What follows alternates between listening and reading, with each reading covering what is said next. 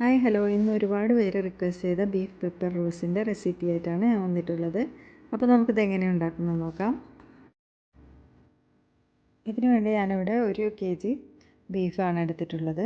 ഇനി ബീഫിലേക്കുള്ള മസാല റെഡിയാക്കാം. അതിന് വേണ്ടിയിട്ട് ഒരു 4 ടേബിൾ സ്പൂണ് മല്ലിപ്പൊടി, 3 ടേബിൾ സ്പൂണ് കുരുമുളക് പൊടിയും 1 ടീസ്പൂൺ മഞ്ഞൾപ്പൊടിയും കൂടി 2 മിനിറ്റ് റോസ്റ്റ് ചെയ്തെടുക്കാം.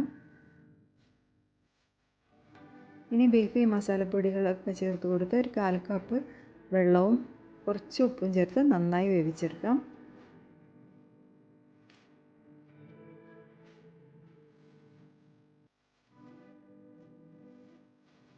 ഇനി ഇതിലേക്കുള്ള ഗ്രേവി റെഡിയാക്കാം. അതിനുവേണ്ടി വെളിച്ചെണ്ണയിലേക്ക് ഒരു 3 table spoon ginger garlic paste ചേർത്ത് പച്ചമണം മാറുന്നത് വരെ ഒന്ന് വഴറ്റിയെടുക്കാം. ഇനി ഒരു 3 മീഡിയം സൈസ് ഓണിയൻ ചേർത്ത് നന്നായി ഒന്ന് വഴറ്റിയെടുക്കണം. കുറച്ച് ഉപ്പ് കൂടി ചേർത്ത് കൊടുത്ത് നന്നായി വഴറ്റിയെടുക്കാം. ഓണിയൻ ഒന്ന് നന്നായി ട്രാൻസ്പെറൻ്റ് ആവുന്നത് വരെ വഴറ്റിയെടുക്കണം. ഓണിയൻ നന്നായി വഴന്നു വന്നിട്ടുണ്ട്. ഇനി ഇതിലേക്ക് നമുക്ക് വേവിച്ച് വെച്ച ബീഫ് ആഡ് ചെയ്ത് കൊടുക്കാം. അതിനുശേഷം നന്നായി ഒന്ന് മിക്സാക്കി കൊടുക്കണം.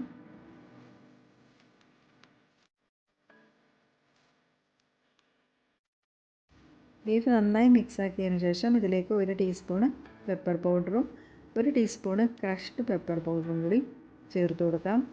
പെപ്പറിൻ്റെ ഫ്ലേവർ നന്നായി ഇരിക്കാൻ വേണ്ടിയിട്ടാണ് ക്രഷ്ഡ് പെപ്പർ ചേർക്കുന്നത്. എന്നിട്ട് 1 ടീസ്പൂൺ ഗരം മസാലയും ആവശ്യത്തിന് സോൾട്ടും ചേർത്ത് നന്നായി ഒന്ന് മിക്സാക്കി കൊടുക്കാം. ഹൈ ഫ്ലെയിമിൽ വെച്ചിട്ട് നന്നായി മിക്സാക്കി എടുക്കണം.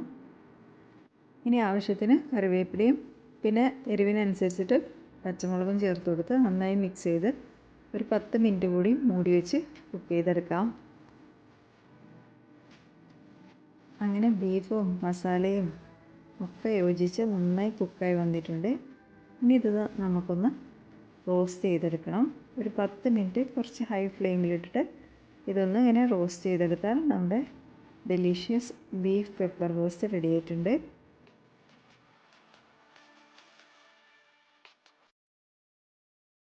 അപ്പോൾ പെട്ടെന്ന് ഉണ്ടാക്കാൻ പറ്റിയ ഒരു ബീഫ് പെപ്പർ റോസ്റ്റ് ചപ്പാത്തിയുടെയും ഗീ റൈസിൻ്റെയും കൂടെയൊക്കെ നല്ലൊരു കോമ്പിനേഷനാണ്.